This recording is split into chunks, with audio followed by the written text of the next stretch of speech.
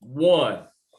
Good afternoon and welcome to the latest episode of The Big Show. And awards season heats up as the nominations for the 93rd Annual Academy Awards will be announced this Monday morning.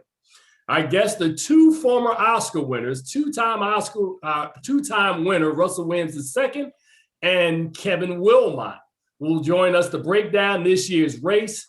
In addition, a little later on, film critic and Gold Derby Oscarologist Wilson Morales will also join us to discuss which films and performances stood out this year. We'll have all that and more on episode 446, Keeping It Real with FilmGordon. Let's go. All righty, gentlemen, welcome to the latest episode of Keeping It Real with FilmGordon.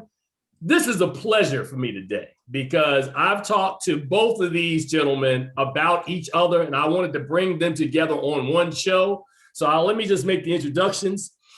Two-time Oscar-winning sound mixer, Russell Williams II.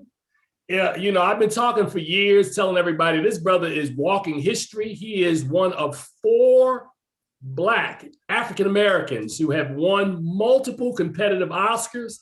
He's actually the only one who's ever won back-to-back, 1989 for Glory, 1990 for Dances with Wolves. Russell Williams II, welcome to the show. Tim, always a pleasure to hang out and to also just, trade barbs, opinions, and truth and knowledge with all your other guests. And I'm really happy to meet your next guest. All right. And our next guest is also a wonderful friend of mine. He is a filmmaker who primarily makes a lot of indie stuff. I caught his attention. Well, actually, I caught the attention of him back in 2004 when his film CSA, the Confederate States of America dropped. I love that film. We got in touch and we've stayed in touch ever since.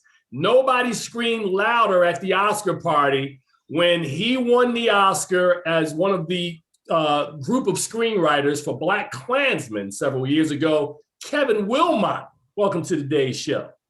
Thank you, brothers. Thank you. And Russell, it's a straight up honor to be with you today, man. Same here, man. Yeah, and anybody that can put up with Tim, man, I'm with him on that, man. Man, everybody's always talking about putting up with Tim. Tim's got to endure everything. I'm throwing red meat before we get on the air, stirring it up. But Kevin, I brought a can of kibbles and bits, and I brought a can of cow can for Tim. So there you go. We can lead him wherever we need him to go. Hey, man, I'll follow you, Russell. I'll follow you. Y'all are hilarious, bro.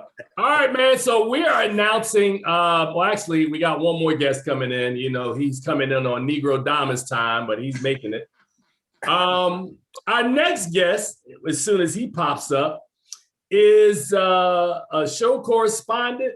He is with Black Film and TV. He's also with Gold Derby as an Oscarologist. I love that term. I'm like, how come I can't be an Oscarologist? I'm like, I know some stuff. I'm waiting for him to show us his curtain game. I don't know what's going on. The one and only, and new in the blue. Yeah, there he is. Oh, we switched up the game.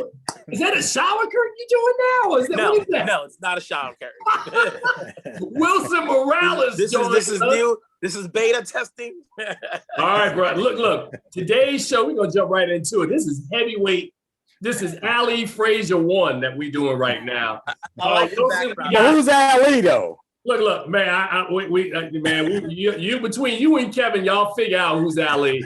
We got two Oscar winners on and an Oscarologist. Let's jump into it because they've already booked the early part of my week. I'm going to be doing some national Oscar stuff on Monday. I got other Oscar stuff on Tuesday. Wilson, I know, is going to be doing the same thing in New York. You brothers have put your votes in. We don't need to know what you guys voted for. I just want to discuss some of the stuff that's hot this year. So Wilson, I'm going to lead with you. We're going to go straight to the Best Picture race. And right now, coming off of a win with the Critics' Choice Awards last week, also with the Golden Globes, Nomadland seems to be the movie that I think is the film to beat. Am I actually accurate, Wilson, or is there, and it's funny because I got two voters here. So y'all don't give me the faces. Don't say anything. This is for Wilson. Are we headed in the right direction, Wilson, or is there a sleeper that can throw some salt in the game and upset? And Russell is nodding his head already, so apparently. Well, here's the thing. There are always sleepers. Right now we've always had this. It's been a while since anybody led wire to wire. Last year coming into this, you had the Tarantino film won the Critics' Choice Award. And you even think about it. Minari won the foreign film Golden Globe and critics, and yet was not nominated in the film department. But yet, not Minari, Parasite last year. Right. Parasite. Parasite came out of nowhere and became, the little turtle that could, because if stats will say, oh, no international film has ever won Best Picture. Right. And they defy the odds. We're looking at a situation this year where so much time has elapsed. This is not the normal course of the year where things go, okay, it's going to go the way it is. Even between, there's been a topsy-turvy of who wins Best Actress, Best Actor. At the end of the day, since we're talking Best Picture, No Man's Land, if you're a betting man, you put some money on it, but I wouldn't put the whole farm on it. You put maybe, it's like playing fantasy baseball. If you have $13, I may bet on 11. 11 on No Man's Land. Save that $2 for something else. All right, so hold that thought, Wilson. Russell, I saw you nodding up there, man. Is there a movie? What are you thinking about this Best Actors race? This Best Picture race this year. There are a lot of different contenders. I know Netflix is going to probably, depending on whatever number you guys settle at, whether it's 9, 8, whatever the number is. I think Netflix probably has 3 that look like they're going to be pretty solid locks. And then there might possibly be a 4th film. What are you seeing, Russell? Well, what are the 3 are you talking about, first of all? Probably Mank, Ma Rainey's Black Bottom, and what's the other one, Wilson? The Trial of Chicago 7. Trial of Chicago 7, and then the other one could be the Five Bloods. Okay, so it could be. I don't know from a membership standpoint what people are thinking. I'm assuming, because I'm not a governor, I don't tell the Academy what day it is or what time to turn the lights off when they leave the office. But my guess would be they would like to see something running high in the Best Picture race that actually had the most views. Obviously it's a very hard year for us in the industry, but of course worldwide, but specifically in the industry that depends on theatrical releases and big buzz and then audience word of mouth. So it wouldn't hurt, especially when you're trying to have a television show based on pictures that people have actually seen. They may want to have something that actually had, a popular momentum. So if I look at that yardstick, I don't think Mank would rise to the occasion, only because, people like us who love cinema and know a lot of cinema history could understand why Mank is an important film, but it's a lot of inside the beltway if you're in DC, or insider trading if you're a Wall Street person, so there's a lot of that going on in a story like Mank. And of course, I love those characters. I love anything basically Gary Oldman is in, but I don't think that's one that the audience would say, that's one we really had to see. I think Trial of Chicago 7 probably has more audience appeal in the sense that it reflects an era in the 60s that I remember quite well. And there've been some actually excellent films about that at the time. Haskell Wexler's great documentary that was filmed in the midst of that.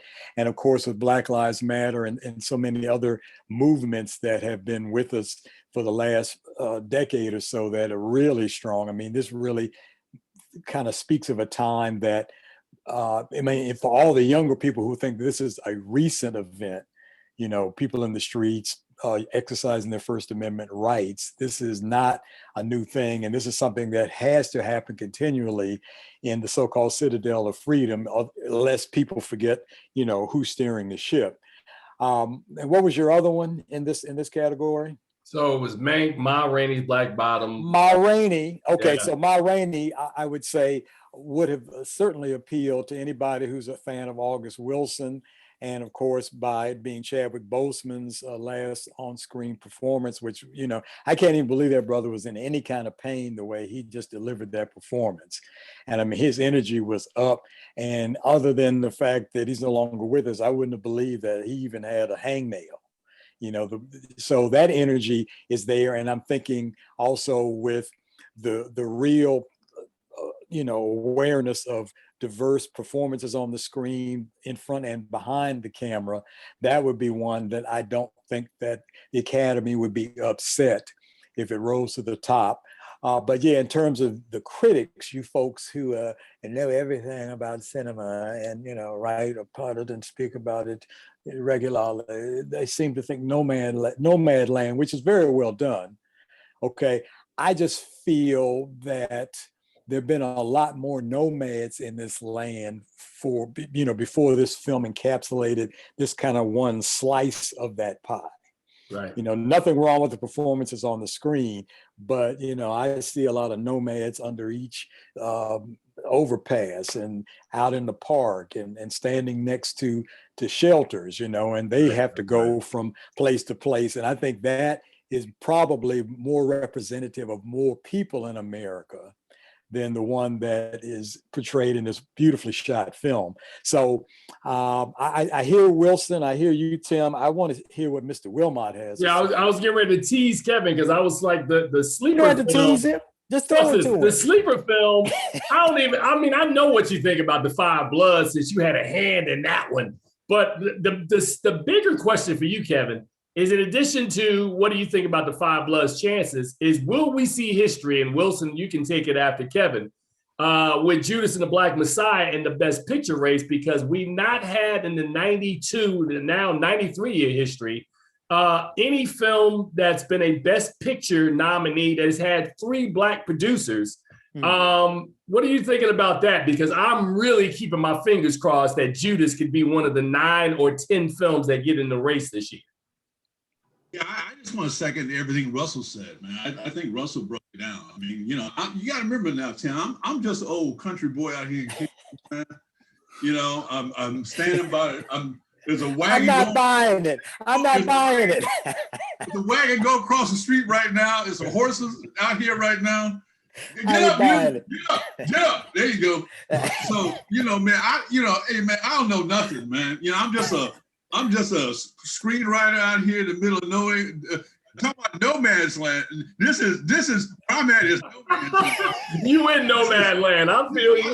I live in no man's land, right? This is no man's land out here, man. Right.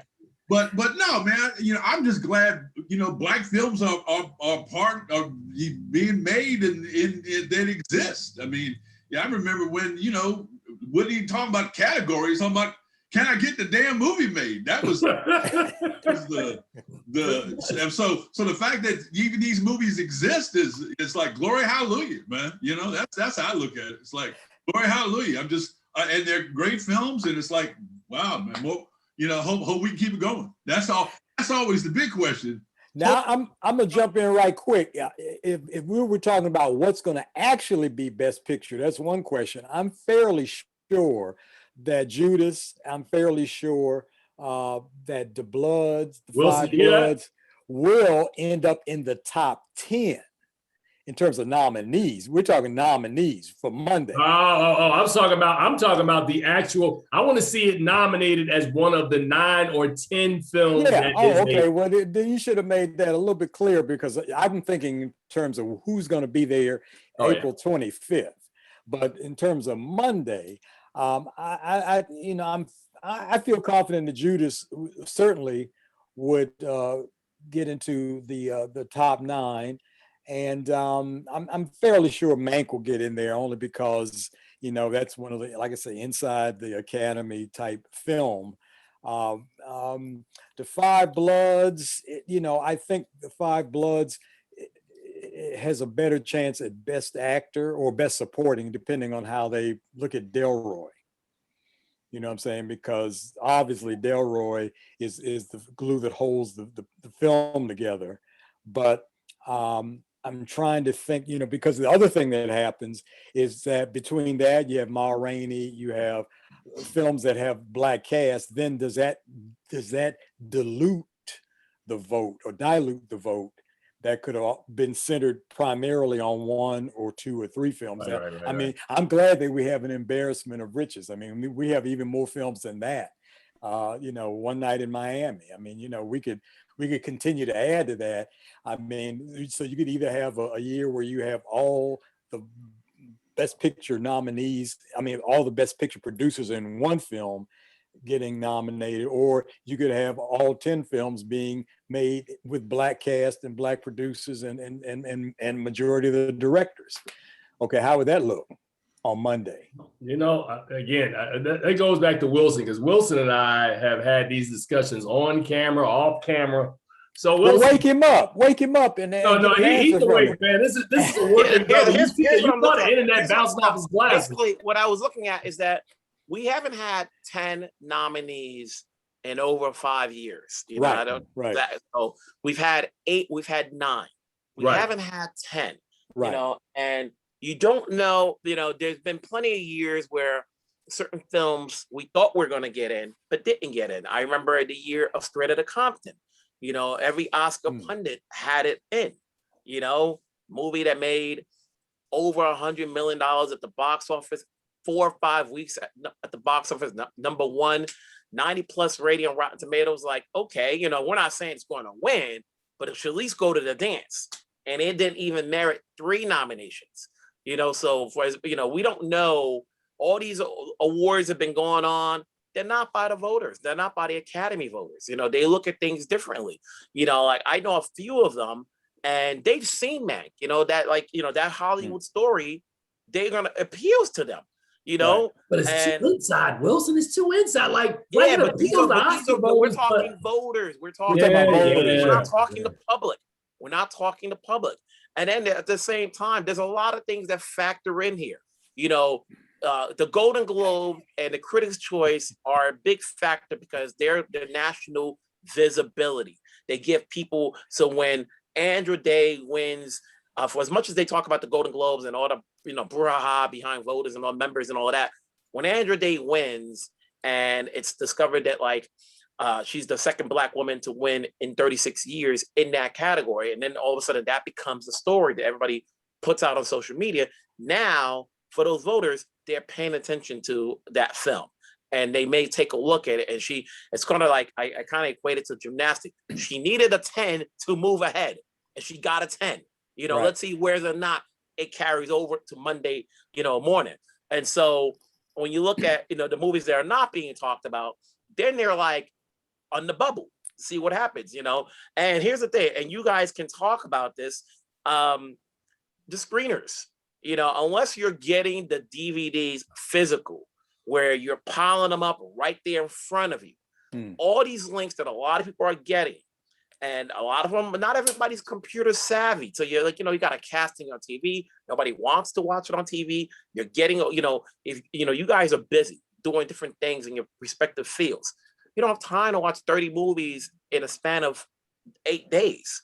So you're going to go with what people are talking about. What's the buzz? Should I take a look at it? And that's going to determine. And for the movies that have been getting the buzz, like the wag the tail type of drama, you know, like, oh, you know, I'm going to take a look at it, and boom, you know, it just may get your vote. Whereas a film like Kevin's movie, The 24th, was overlooked because there was not enough buzz, you know, so not enough people are talking about it. You know, people don't understand the politics and the marketing, you know, what you got to do to keep, you know, your film and your respective cast and crew mentioned left and right, just so that they can be in the running. You know, the movies, that's why sometimes when you come out late in a year, you get free advertising, right? You know, and so people have seen, Judas, Nomadland, The Father, all of these movies are playing after January, or, you know, January now, where they're getting the buzz. Anything prior to that, you know, The Five Bloods, it came out so long ago, so Netflix has to do a lot more to keep it in play, you know. And then there's the politics, you know. Will the studios, will everybody want to put in 4 films from Netflix amongst the top 8 or 9? You know, we talk about Judas and the Black Messiah. It's the only film Warner Brothers has. You know, you talk about The Promising Young Woman, only film Focus Features has that's like legitimate contender. Fox Searchlight, Nomadland. So you kind of want to reward the studios, like, oh, let's, they all got legit contenders. It can't be all from one place, So there's a lot of things that come into factor, but yet, like I said, I'm not a voter. You guys are. There's different things that come into play. Yeah, man. And these Oscar voters, man, I mean, they're a real persnickety bunch, man, because sometimes, I always get on both of our guests today because, people like Wilson and I, we watch all the movies. You guys are working. And in the case of the 2 winners that we have on today, they're both professors. So one's teaching at AU, the other one's teaching at the University of Kansas. Y'all ain't got time to watch movies. That's why y'all calling me. And I'm like, this is what I think about this. So Wilson raises a really good point, man. I mean, this year is a little different because we've all been in this kind of pandemic situation. And as I was telling somebody a couple of days ago, I think Americans have watched more of these movies this year than they would have in an average film year. Does that really help both of you guys out? You guys can jump in, Russell or Kevin. Did it really help you out this year that being in a pandemic, you were able to see more of the contenders at very early in the year instead of piling up and waiting until the last minute like it normally happens? I'm gonna let Country Boy jump in. Well, I liked what Wilson was saying too. I mean, so much of it is just the realities of how people live. I mean, it's, it's the last thing I saw. It's the last thing that's going on. The thing about the pandemic, though, is that Netflix had a huge impact on the pandemic. I mean, I think a lot of people watched movies on Netflix, and that includes Academy folks. Right. And so in that sense, we might be surprised.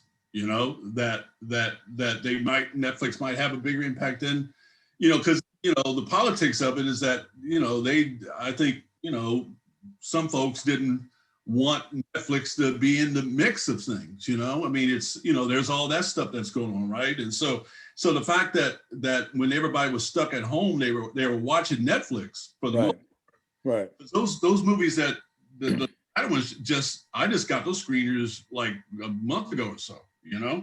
So I have no idea, obviously, but we could be surprised at the impact of Netflix.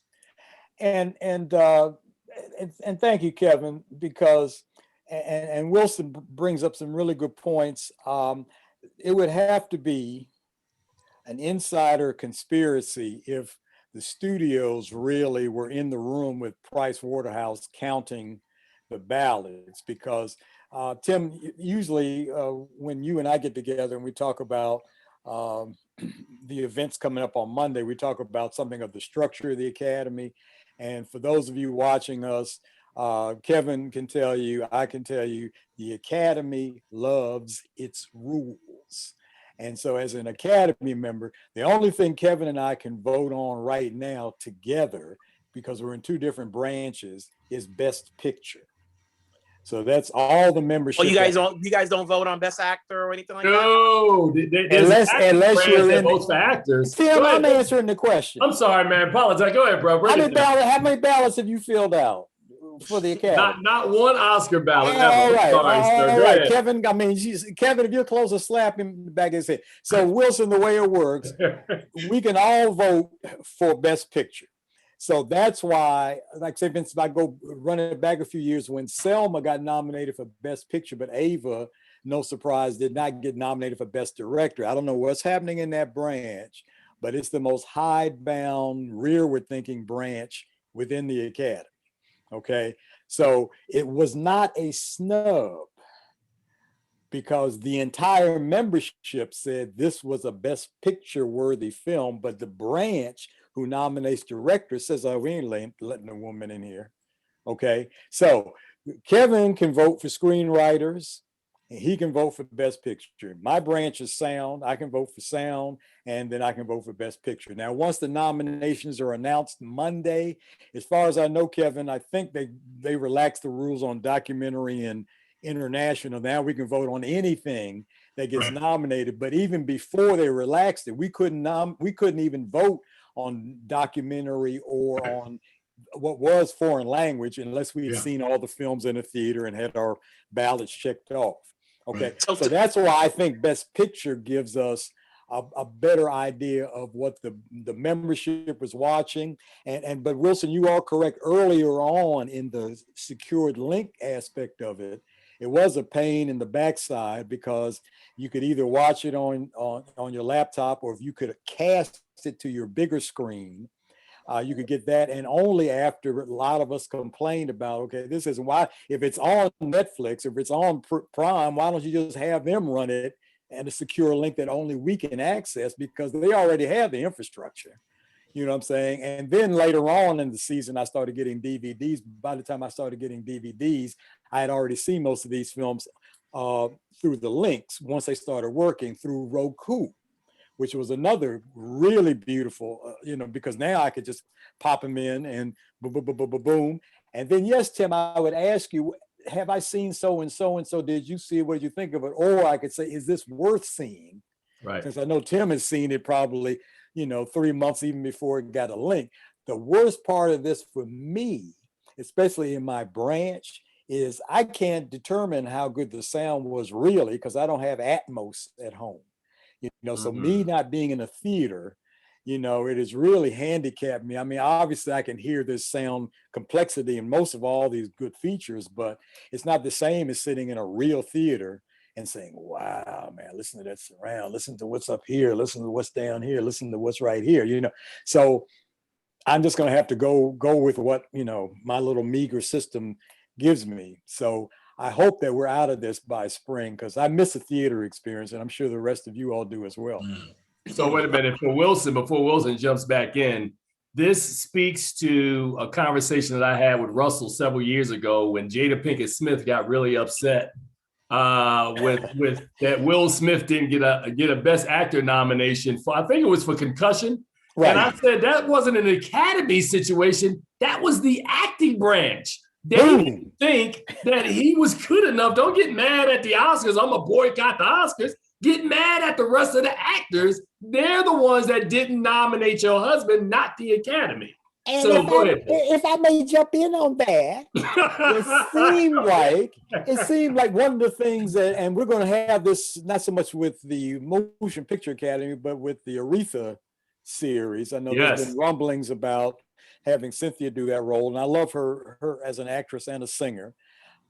I'm concerned with the Will Smith, performance, and this is going way back. I'm like, okay, we always pointed fingers at the white man for taking himself and putting him in everybody else's culture and dressing him up, or maybe putting some makeup on him and saying, we're going to accept him because we couldn't find any actors in that culture, that were going to fill seats and actually be able to pull off this role. And thank God Omar Sharif came along way back at Lawrence of Arabia, but that didn't change the entire tide the way it should have, right? But with Will, it's like, man, you don't have to try to be a Nigerian. We have some great Nigerian actors that you could have cast in that role, and you could just been a producer.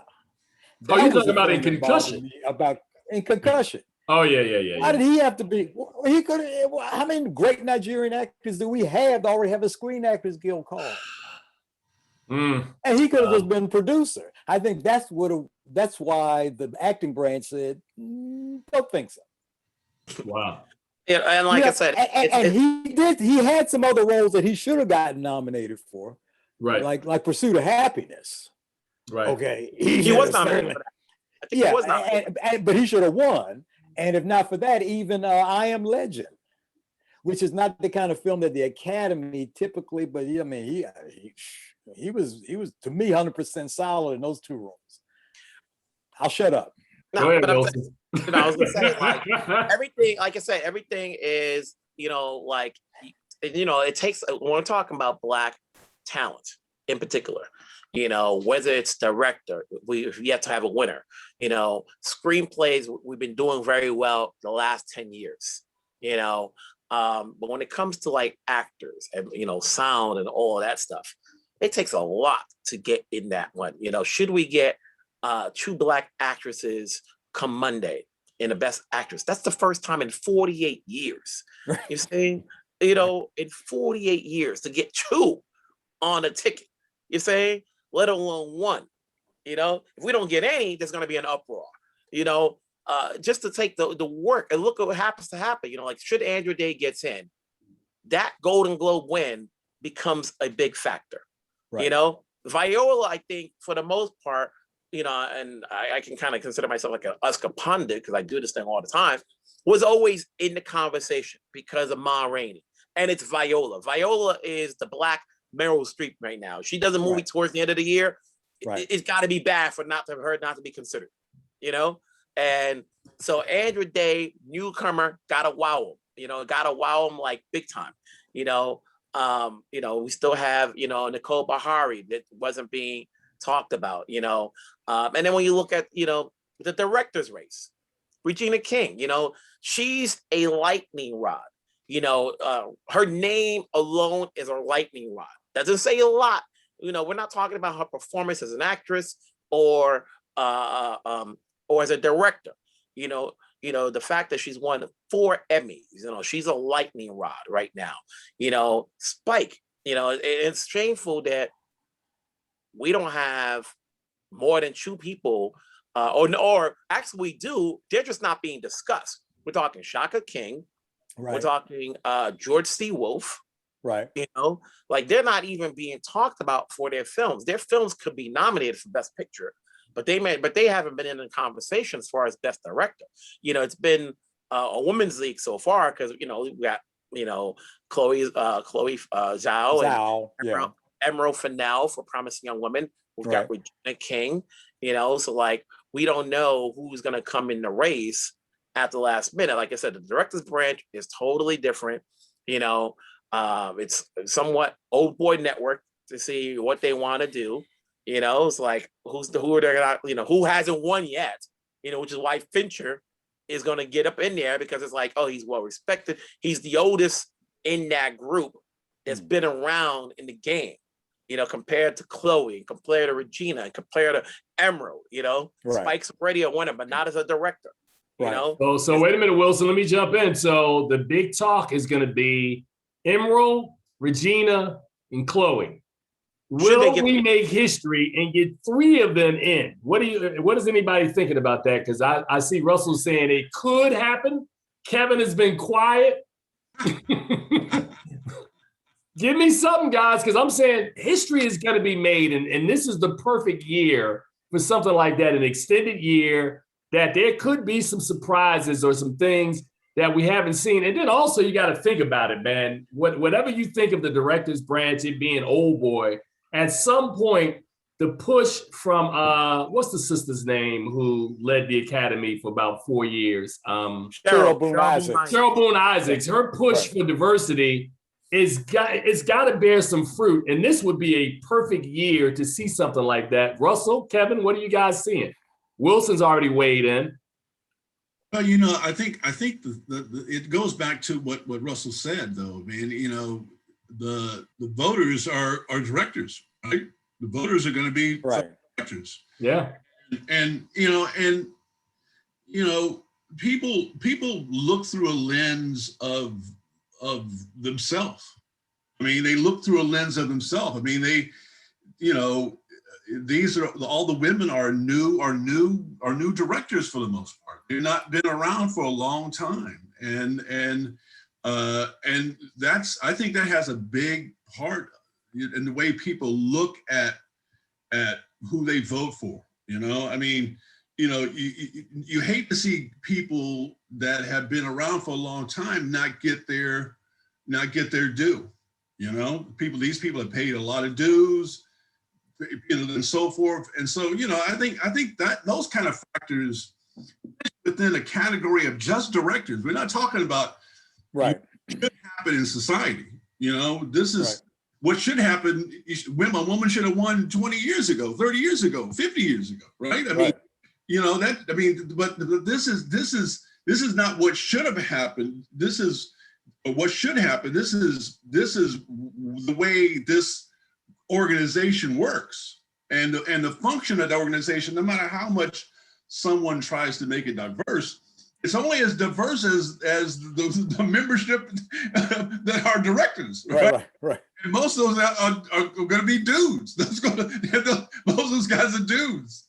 So, I mean, that's just kind of a cold reality of things, and those. I mean, the reason that things have opened up some in these other categories is that we have more diverse membership in those categories. Right. And so when you get diverse membership, you get different outcomes. And so that's what I think. Yeah, and to that point, Kevin, I don't know if it's still true, but I understand. I think the first time that the director's branch invited Ryan Coogler, he declined. Wow. And I was like, I mean, Ryan, you don't even have to vote. I just want you in the conversation.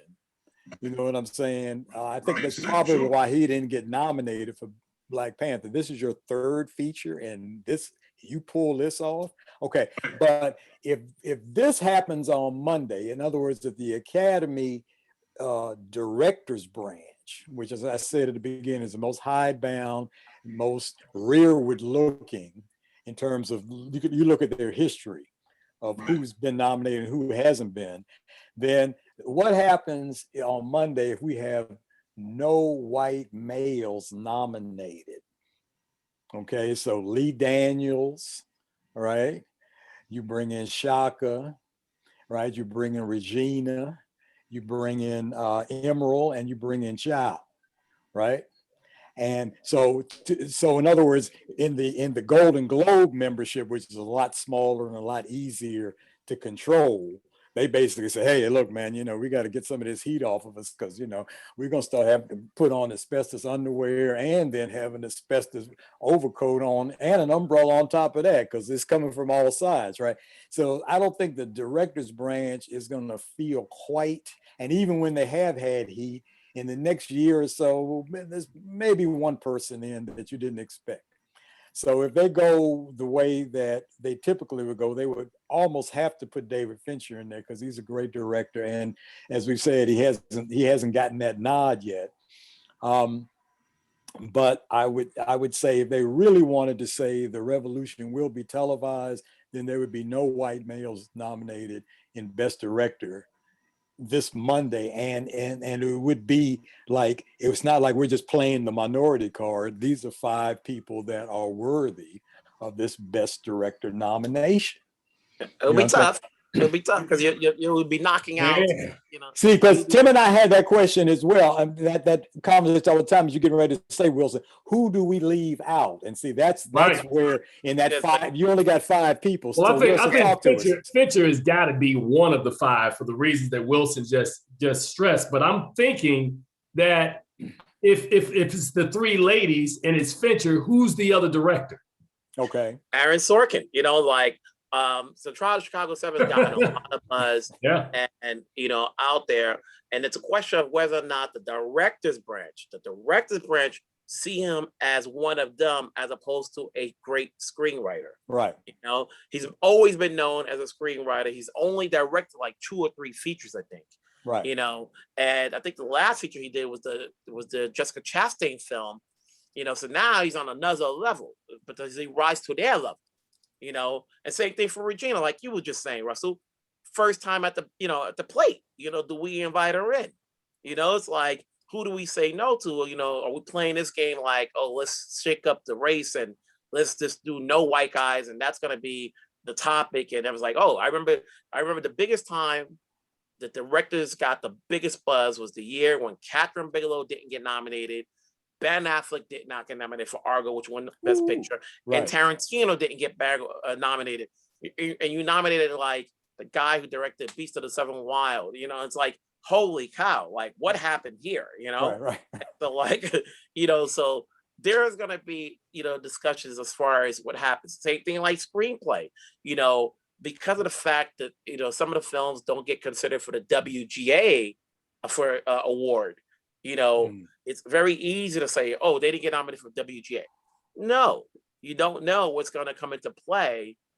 Those things don't factor in, you know, as far as what everybody's going to be looking at, you know, especially when you're talking adapted and original.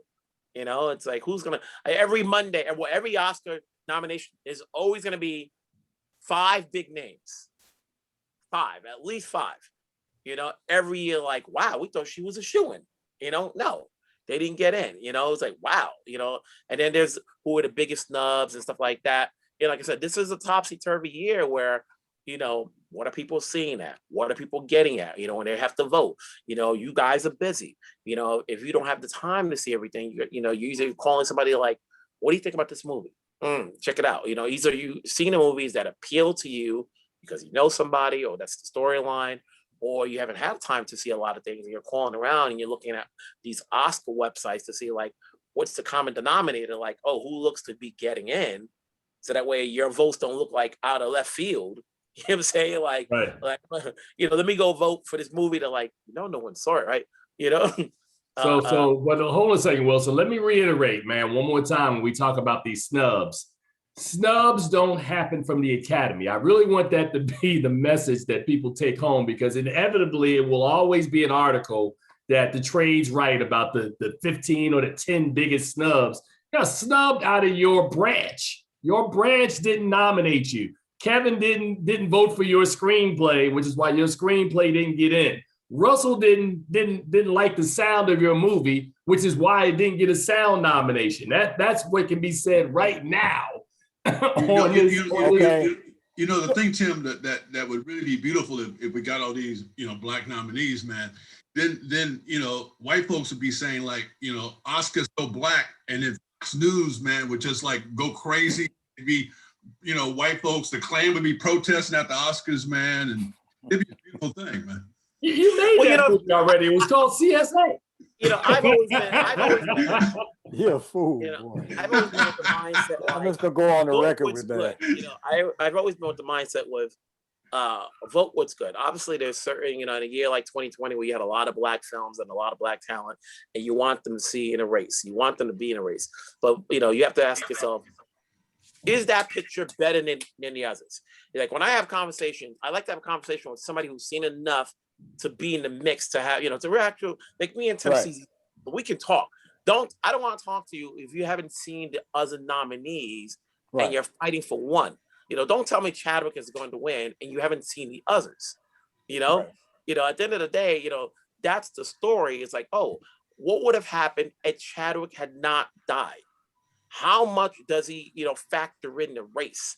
You know, the death is a big factor. He would still factor in the race because it was the best performance he'd given in any film to me that he'd ever done. Now, would there be the sentiment, because he's going to win the Oscar? I mean, Russell, I'm not telling Russell and Kevin anything they don't know. Y'all going to put his name there and check it too when your opportunity comes. But he's head and shoulders to me better than all of the other guys, even though, as Wilson said earlier, if you got $13, put 11 on Chadwick and you can put 2 on somebody else.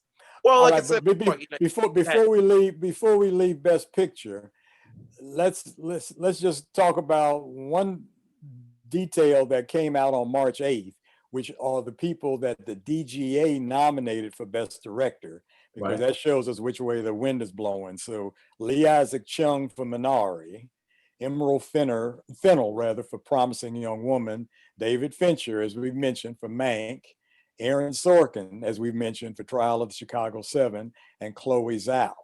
So everybody who's in the nominating committee, the DGA, more than likely is already an Academy member in the DGA branch. So it doesn't mean that everybody in the DGA branch is going to vote that same way, but these are the 5 that they have already anointed within the Directors Guild.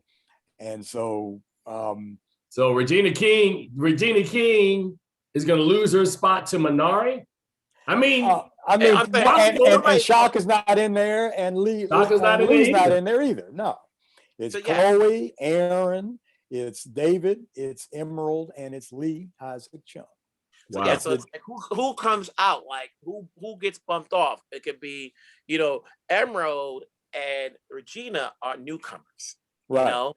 And so it's sort of like, do we get both of them in? Like, you know, the director branch is like, oh, and they're looking at the whole scope of, you know, David is like the vet, you know, Aaron Right. is the vet, but now new in this category, new in this, Right. new He's in a this, screenwriting vet. you know. Yeah. Chloe's just has the string of, we like your last film, you've been running away, you're in no matter what. Winning is a whole different story, you know. Right.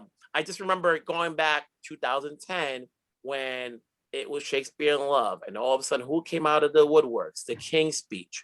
Out of nowhere, like body blow, and it's like, okay, you know. Even going back to Catherine Bigelow was winning everything for what's it called? Her film, not The Hurt Locker, the other Zero one, Dark 30. Zero Dark 30. Yeah. And then boom, she doesn't get in.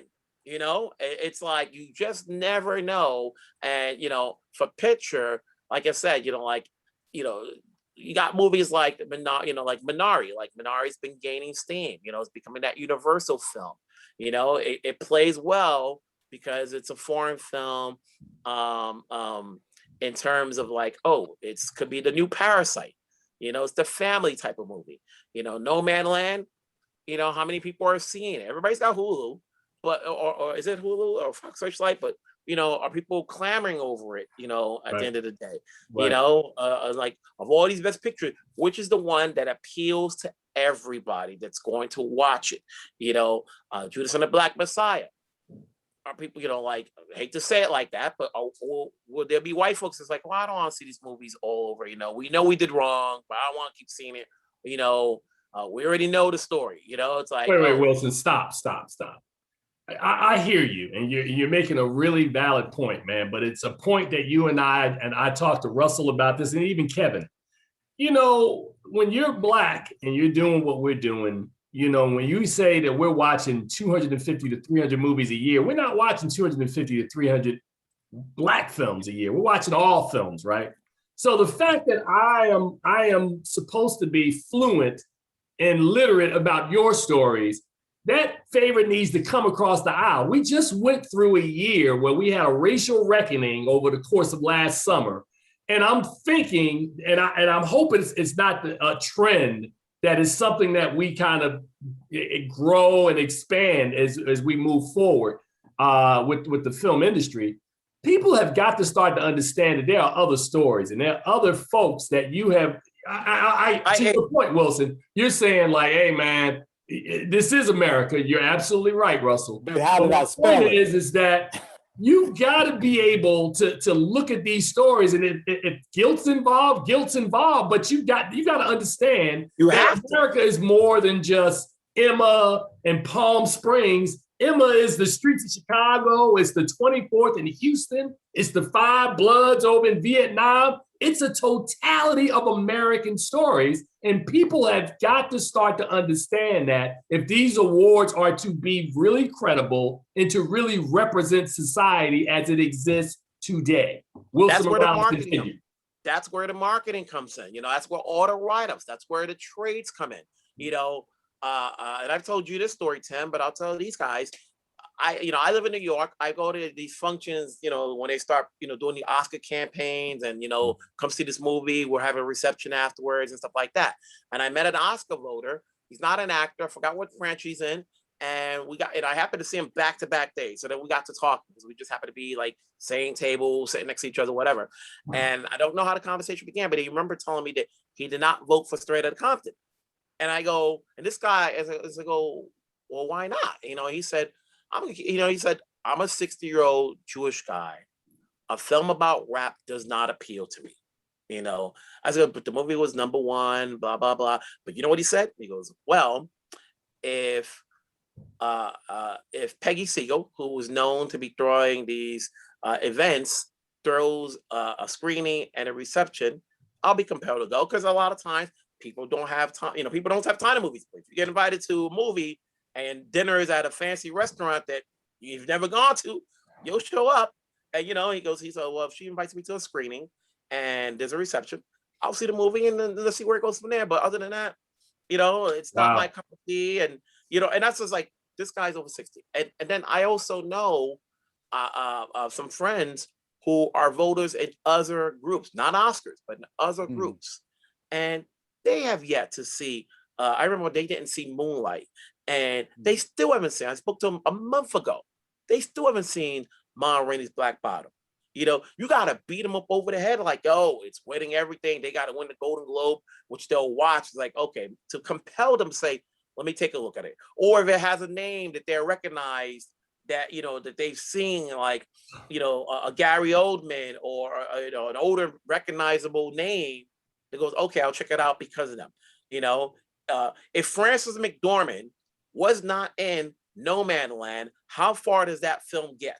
Oh, not far at all. But Wilson, far at all. Wilson, we can really be friends now, and you've actually helped me segue to a point that I've made with Tim, and I'm going to run it to Kevin as well and see if he shares my sentiments. But the Academy that Kevin and I belong to, and hopefully you two will belong to at some point when they start admitting film critics, it's like they tend to always take the most conservative, the softer of the two options if they have options. Yep. And it's not just race, and that's how Kevin helped me, because how does Inception not win everything the year it's up? King's Speech, nice British movie, but the BBC TV drama hour does that every week. I'm not trying to knock the filmmakers. I'm saying there was no new ground broken in terms of the cinema arts, right? And then if Inception went over your head, you could have picked The Fighter, which is another really solid American movie, great performances, so forth and so on. Okay, but now we bring race into the picture. Okay, that jacket on my door from Glory. So you got race relations in Glory. The same year you have race relations in Driving Miss Daisy. So, well, the softer option is Driving Miss Daisy, right? Right. And then you can go on down the list. One of the few years that the Academy of its day picked the harder or the more edgy of the two options was the year that Heat of the Night actually won Best Picture. And that's the same year that Guess Who's Coming to Dinner was. What are the factors? A white lead. Right. And also the fact was it that they could tolerate Sidney Poitier going after a bigoted sheriff or marrying their daughter, right, their next door neighbor. Which one was more egregious? And so in that particular case, it seemed like In the Heat of the Night may have been the softer of the options. But that traditionally has been some of the things I've seen in terms of the patterns of Academy voting. And so how does 12 Years a Slave win? You know what I'm saying? Because I think part of what you were saying, Tim, and part of what you were saying, Wilson, is that, okay, if you say that a few generations back, that's more like, what my great grandfather and them had something to do with. I'm actually old enough to remember what happened to Fred Hampton. So that kind of makes me uncomfortable, but I have nothing to do with what happened on the plantations. So maybe they can, excuse themselves from that part of American history, but all this other stuff is more recent. Is a little bit hard to just kind of say, well, I guess maybe I may have, what, I actually went to a rally here and there, but I don't want to tell anybody. Well, you know what, man, we got about 5 minutes left, man. And this is a conversation that we could probably have over a couple of hours, man, because when you're talking about the politics of the Academy, I've often railed because, I used to tell Russell all the time, I did a lot of research between the first show, which was back in 1927 to around 1999. And it has gotten much better in the 21st century as more diversity and more opinions have come into the Academy, but it was bad, man, for a long time, for like 60 or 70 years. It was bad. And when I say bad, I'm talking about like, you can start naming all of the primary winners, like, Louis Gossett, Whoopi Goldberg, Cuba Gooding Jr. It was bad. You had years like 1996, Wilson, which helped bring about the rise of the Black Reel Awards, because you had that what was the Hollywood, the Oscar blackout. This is 20 years before Oscar So White, man. So Oscar So White, it's not a new concept.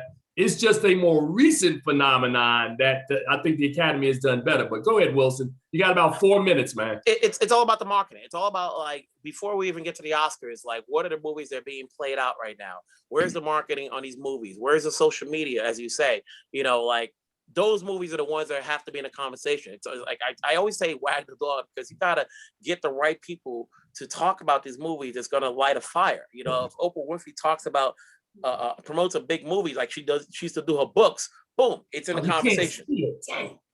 You know, it's in the conversation. So it's all about, like, getting these movies, making them into the playing factor so they can be considered, so that people can talk about it. You know, it ain't just all us. You know, we got to get a lot more people invested in the marketing. Yeah, I was trying to show my #1 film of the year, The One Night in Miami poster. Thank you, Amazon. I had it as my #1. Wilson's #1, of course, did not win last week for best film. I told you it wasn't going to win, Wilson. You know, no secret. The Trial of Chicago 7. You know, let's see where it goes. You know, compared to the other films. You know, compared to the other films. You know, but let's see what happens. You know, it's like you could take out those actors, put anybody else in there, and it still plays well. Take out Francis in No Man's Land. How far does it go? You know, take out Regina King's name as a director. If Kent Powers directed his own film, One Night in Miami, how far does it go? It doesn't, man. I mean, I think we all know, everybody on this call knows that it's a combination of different factors that you've got to have.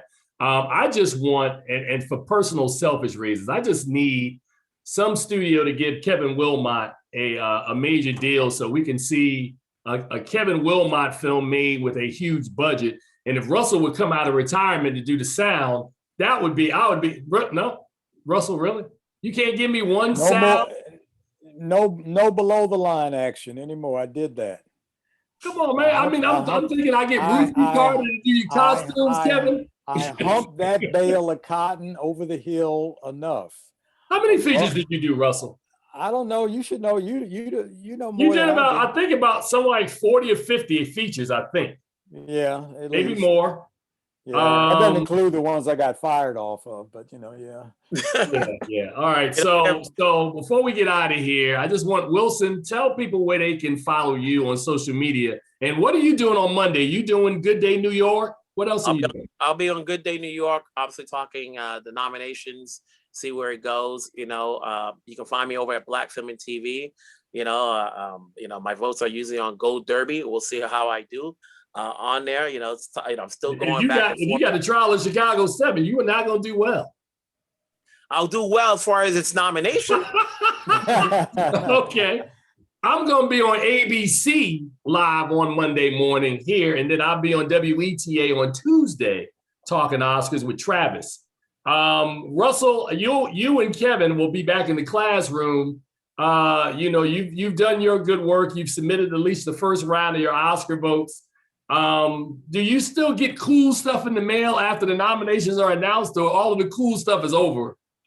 Well, I mean, I think after the nominations are announced then, because they know regardless of what branch you belong to, you can vote, then they just turn the volume up more on the stuff that you could, especially since they haven't been able to invite you to screenings and wine you and dine you and all those things that I do agree. And it's not going to sway my vote, but I do at least appreciate the being in the room talking. It ain't going to sway your vote, Russell? No. I mean, you know, it's like if the movie doesn't work, and trust me, I always root for the movie to work. Otherwise, I've wasted 2 hours, you know, watching something on the screen that shouldn't have even been a book. Russell, you know, let me let you in on the secret, man. Wilson and I were wine and dine one year for a movie that I know both of us saw. You saw it about 3 times, Wilson. You know what I'm talking about, right? The infamous movie that a studio kept showing us over and over and sending us cool stuff in the mail until they beat a vote out of you. Remember that? Hey, you know what? It's like, I'll take it. You know, this poor man will take it. So Russell's like, ain't gonna sway my vote. You know, you whining and dining. You know, it's like you play with them and go, all right, turn in your nomination. Here's the real ballot. Right. Now, I was told before we get out of here, I was told, Russell and Kevin, that once the pandemic is over, we need to do some more junketing. We need to do our thing.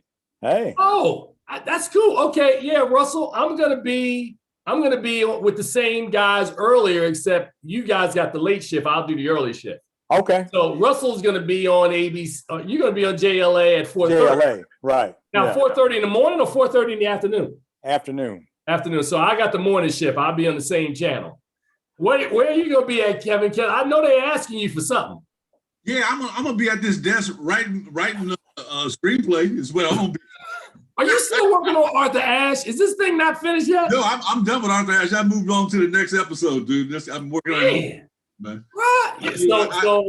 It never stops with me, dude. So hey, look, man, my tennis instructor studied under Ashe, and is that right? Wow. He said that when he went to New York, he couldn't believe that Ashe lived in a building, that the tennis court was actually in the building.